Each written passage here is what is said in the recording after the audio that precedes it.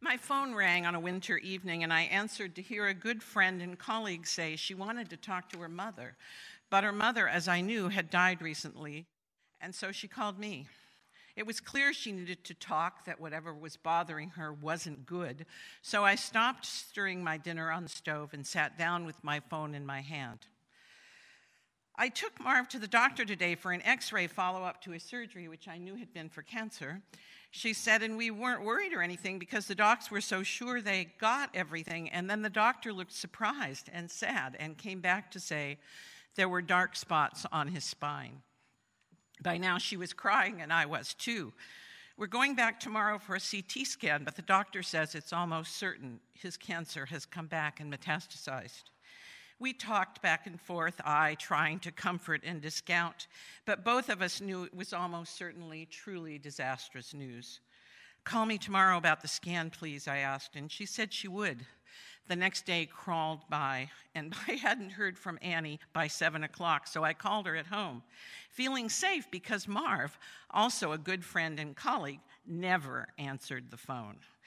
To my horror, for probably the second or third time in 2 decades of friendship, Marv answered. Hi, Marv, how are you? I said. I'm actually just calling to ask Annie a question, I said lamely, mortified that he'd answered. It's all right, Mary, he said, knowing clearly I'd called to ask what the diagnosis was. We're all walking this path. I'm just walking it earlier than you. And with that answer to my actually unspoken question, Marv generously allowed me into his dying, allowed me and many of his other friends the ability to help him, to help Annie and the kids, to talk about his dreams and sorrows, to laugh at our joint adventures, to feel the joy of our longtime friendship, to gossip about the university and our mutual dislike of current administrators. In short, to both live with his dying and get what was best and most honest and normal of his days. Marv's openness about his illness and its terminal diagnosis was generous beyond measure. No one had to tiptoe around it or pretend things were different. I remain incredibly grateful for his ability to face a way too early death and his willingness to let us onto the path he was walking. Since shortly after Marv's death, I've wanted to do a sermon on death and dying, the biggest theological issue we all face. As the great Unitarian Universalist theologian Forrest Church once wrote, for every birth there is also a death. And I remember vividly that when I read that sentence, I physically recoiled from the page. It's true, though, and my recoiling, my denial, is why I think we need to begin much more consciously to talk about our inevitable fate. Marv's notion of us all walking a common path is how I now talk about dying. Unitarian Universalism came out of the Christian tradition, though most of us UUs do not now consider ourselves Christians. At our best, we follow Christ's commands that we love our neighbor as ourselves, feed the hungry, clothe the naked, give drink to the thirsty, even immigrants in the desert, and welcome the stranger, regardless of their documentation. As one of my favorite hymns says, for all that is our life, we give our praise and thanks. For all life is a gift that we are called to use, to build the common good and make our own days glad. If we have a capacious faith, being kind, welcoming strangers, and building the common good, how do we approach the most theological question we will all face? The fact that with each birth, there will be at some time a death. How do we deal with it as UUs? In general, most UUs are humanists. Fully 60% of this congregation identify as humanists, believing that we make our heaven on earth and that when we die, we stop and there is no tomorrow. All religions have some sort of belief that specifically addresses what happens after death. Christians believe, and Universalism was the first to say, a loving God will accept everyone in heaven, that there is another life after death, happier, lovelier, everlasting. And in America, the overwhelming majority of people who identify as religious identify as Christian. This summer in Venice, California, I was talking with 2 good friends, a mother and a daughter, about a mutual friend's death. And I said, of course I know that when you die, and there's nothing more. They looked at each other, these 2 friends I've known for decades, who are not terribly religious, but are Hindus. And they said as one, But we do believe there's life after death through reincarnation. And at that, we all ended up laughing at the fact that though we knew we had different faith traditions, we sort of assumed, without thinking about it, that we all believed the same thing about death. In fact, the world is made up of hundreds of religions which believe wildly different things, but almost all of which believe in kindness to others as a heartfelt best practice. Beyond the commonality of kindness, however, they all hold astonishingly different views of what happens after death, though they all have some view about what happens when one dies. For my part, as many of you know, I consider myself a Christian universalist, as I have always believed that if God is love, then the concept of hell is impossible to conceive. I also pretty much believe when our bodies die, we don't go on to another life. But like the Jewish tradition, I believe everything we do on earth matters, that love lives on after we die, that how we lived our life lives in people's memories, and that is how love conquers fear and hate, and how we make our lives matter in large and small ways. We build the common good, and how we do that lives in people's memories and lives, influencing them to work toward making the world better, which goes on generation after generation, so that though our bodies turn to dust, the love we gave lives on in the people who come after us for generation after generation, that love pulsing on gives us immortality. If that is so, and I like to believe it is, and if we are indeed all going to die, why are we so afraid to talk about death and dying? Why do we fear what is the most natural process we share with every living soul on this planet? Why did I know in my gut that calling this sermon a talk about death and dying would mean none of you would have come? Why did my face burn when Marv answered the phone? When we're born, we are going to die, whether we linger on that thought or not, because the one absolute truth is that dying is always a when, not an if. I think especially if we don't believe in some everlasting life in heaven or some continual eternal reincarnation.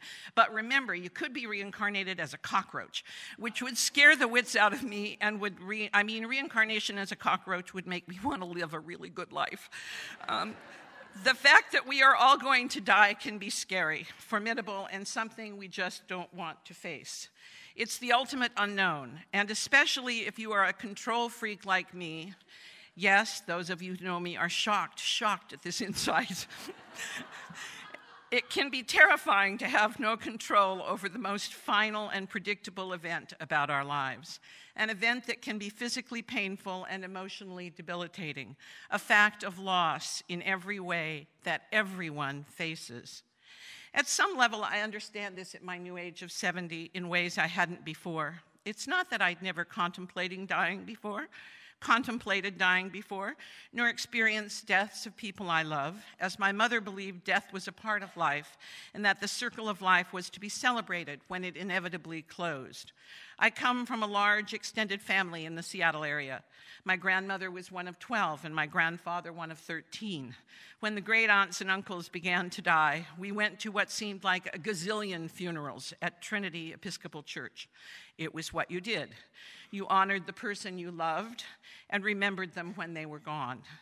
That they were all Christian and deeply believed in an afterlife with a loving God made it easier, but there was profound loss as well. When my boys were growing up, my father and stepmother would come down to Tempe to visit for a few weeks every year, and my father would inevitably say at some point, watching them play, "God, I hope I live to see them grow up." And he said it with such passion, I was always surprised, and I would reply, "I hope you do too, Daddy," thinking, of course I want my father to live a long life. Duh. But now I understand his longing. When I watch my granddaughters, whom I love beyond measure, I'm stunned at the visceral passion I have and the overwhelming desire I have to see them grow up, to know how they turn out. Ah, Daddy, I understand now in a way I couldn't as your daughter and mom of those boys you so adored. We have choices in our living, and often, but not always, in our dying. And many of those choices have changed profoundly over the years of my life. Dying has a history. Before the middle of the 20th century, most people with any means died at home, often with private nurses attending them as well as family members. For the most part, only poor people or people without families died in hospitals because they were disease-ridden and to be avoided at all costs if possible. And the vast majority of nurses worked in people's homes, not hospitals or clinics. When you take a lot of meds, it dries you out. But not my eyes, unfortunately. Beginning with the end of World War II, medical practices began to change astonishingly fast due to the rapid development of new medications, especially antibiotics, new therapies and surgeries, and extraordinary advances in medical technologies that could only be accessed in hospitals. No one can doubt that the revolution in medicine, the enormous medical gains, made spectacular leaps forward, lengthening life expectancies and opening new ways to live through and with what had previously been devastating illnesses and chronic debilitating diseases. Ironically, however, with these advances in life-saving medications, surgeries, and technologies, dying became medicalized in a way that had never before been possible. If people had money and insurance, they went to hospitals for life-saving therapies and lived to leave and continue their lives. Increasingly also, however, people died in hospitals fighting to live, often with extraordinary and utterly useless therapies being given right up until the last moment of their death. The denial of death grew with these medical advances, resulting in what was often truly not a better way to die. Today, however, increasingly, the pendulum of how to treat death and dying is swinging back. Changes are coming, and in some cases are here. I also want to apologize in advance for speaking in generalities, as I realize that everyone's dying is unique, and talking in generality masks the life and death of any given individual. When my great-aunts and uncles died, I experienced some loss and pain, but they were old. I was a child, and death seemed a natural event. In 1968, however, when my mother was declared terminally ill because of a gallbladder operation gone bad, I was 23 and utterly devastated. Compounding my sorrow and horror at the loss of my mother, my best friend and confidant, was the dicta that the doctor said, no, there was nothing to be done, and absolutely you cannot discuss this with her, as it will ruin her last days. I railed against this, but I was a very young woman, and these were very prominent doctors who surely knew what was best. Over the next year, though I saw her nearly every day because my husband and I moved back to our family farm to take care of her, the conversations we should have had were unsaid. When she finally ended up in the hospital and she knew she was dying, and I knew she was dying, we still didn't have the talks that would have comforted both of us. Instead, I brought her raspberries every day because the hospital food was awful and nothing was fresh, and she loved raspberries. And we comforted each other as best we could without mentioning the fact that she was dying. To say this was a brutally unsatisfactory way to treat an inevitable death is the height of understatement, which is a mixed metaphor. To this day, I can't believe I let those doctors cow me into doing what they said, but I was young. They were big-time male authority figures, and to my shame, I did. With any luck at all, that wouldn't happen now. Studies on dying, particularly Elizabeth Kubler-Ross's work, first published in 1969, the year of my mother's death, have changed the way most medical practitioners look at a patient's approaching death. Though it is still true that for many doctors, a patient's death is a defeat, medical schools are teaching students to talk frankly with their patients about death and dying. The furor when the Affordable Care Act was passed about death panels has mostly subsided, and now Medicare will pay for people to talk with their doctors about what they want to do when they are terminally ill, what options they might have, how aggressively they want to fight an illness, or simply aging.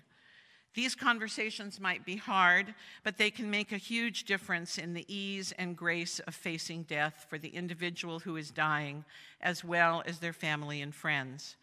Talking about what we want as we age and how and what we want when we are dying is not only good for the soul, it's the only way we'll get what we want, and our children or our family or our friends will know what to do. The conversations aren't necessarily easy, but they are truly important. This Christmas, I took my sons, Toby and Sasha, and my daughter-in-law, Fiona, out to lunch to tell them what I want when my life is ending. It wasn't a conversation my kids were chomping at the bit to have. But they indulged me, and I did wait until the day after Christmas. I'm always the soul of grace. And we had a bracing discussion of what I want. I have a particular horror of losing my mind, and I want absolutely no, and I mean no, care beyond comfort care if I have advanced dementia, which we then had to try to define. To say that you don't want extraordinary care is not enough, because although that phrase will disallow resuscitation, it will give you antibiotics for pneumonia, for instance, because that is ordinary care. I forged on to say I want no feeding tubes, no being fed, and then we had a discussion of just how demented was too demented. For me, it is when I can't follow conversations, don't know my children or my grandchildren, have no interest in the world. Sasha, in an earlier conversation when I told him I am committed to going into a retirement home that has end-of-life care so that he and Toby won't have to fly into the valley to try to find a place that doesn't smell of urine, replied with a smile, "Don't worry, Mom, I won't care if it smells of urine because I'm not coming to visit anyway." And then convulsed with laughter. So yes, your children will remain your children, and they can still joke, and you can still laugh over the fates, even when you're having earnest conversations about end-of-life issues.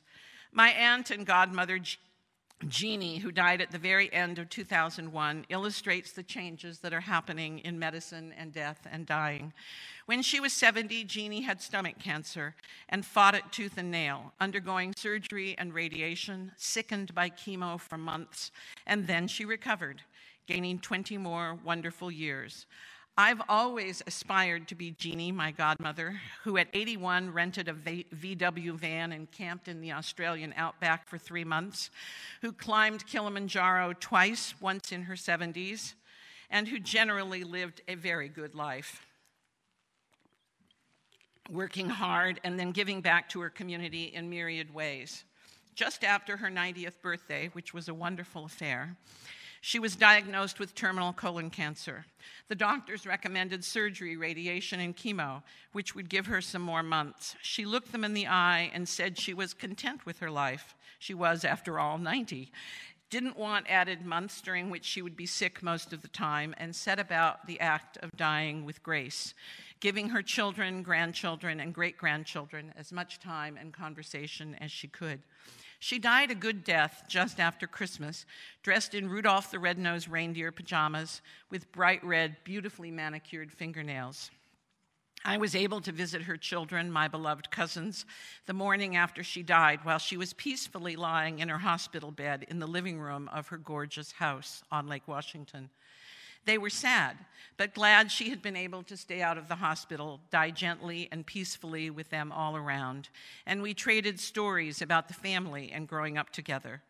Because medicine had changed over the 30 years between my mother's death and Jeannie's, she could embrace her death. A devout Episcopalian, she told me that she felt her children's pain profoundly, but that she was calm and centered, that she didn't want much pain medicine, as she wanted to experience dying, somewhat to my surprise, which she saw as a truly spiritual act. My mom never had those options and died in a fog of medication in a hospital away from her beloved dogs, her view of Mount Rainier, and her home. I will be forever sorry about that, but even more sorry that we were never able to have the talks that Jeannie and her kids had on a daily basis the last months of her life. The hospice movement allowed Jeannie to choose her fate, to stay at home, control her medications, and have her children truly be with her as she died. Hospice has in many ways changed, or at least begun to change, the way we now view and experience dying in America. But it didn't even begin here until the 1970s, initially called the Death with Dignity movement. The first hospice center in America was begun in Connecticut in 1974. started by Florence Wald, Dean of the Yale University Nursing College, brought over from England and begun there by Dr. Cecily Saunders. Also in 1974, Senators Frank Moss and Frank Church, father of UU theologian Forrest Church, authored the first, and at the time unsuccessful, bill to fund hospice centers. By the end of the decade, however, the hospice movement was national, giving support to the ideal that death should be made more visible, less painful, and more recognized as a part of life. Dying well became the same kind of goal as living well, part and parcel of the same individual's life.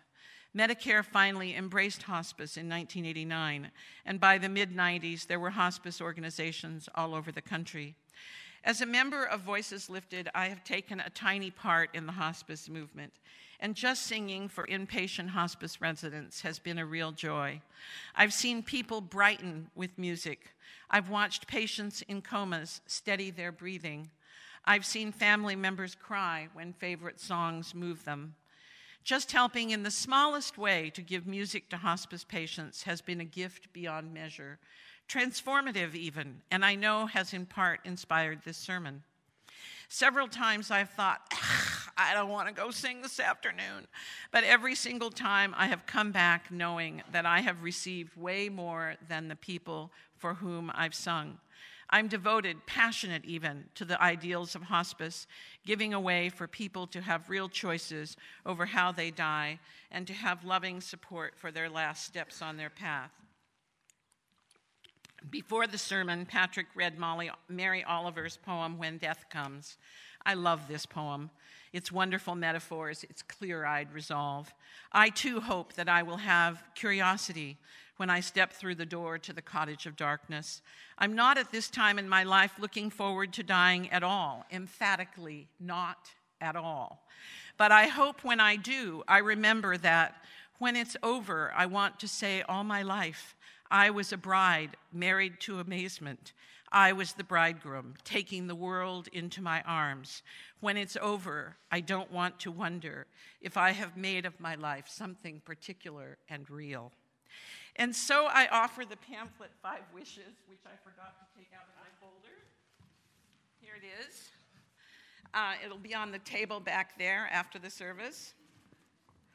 Where am I? To those of you who would like to use it to begin your conversations with your families and friends. Filled out, it constitutes a legal document in Arizona and 42 other states. I hope you will read some or all of the books on the bibliography you received when you came in, because I can't stop being a teacher. And I urge you to gather your children or siblings, your friends, together to tell them what you want when you face the most theological and inevitable event of your life. Meanwhile, I hope you and I will both be able to say at that time, all my life, I was a bride married to amazement. I was the bridegroom taking the world into my arms. Amen, and blessed be.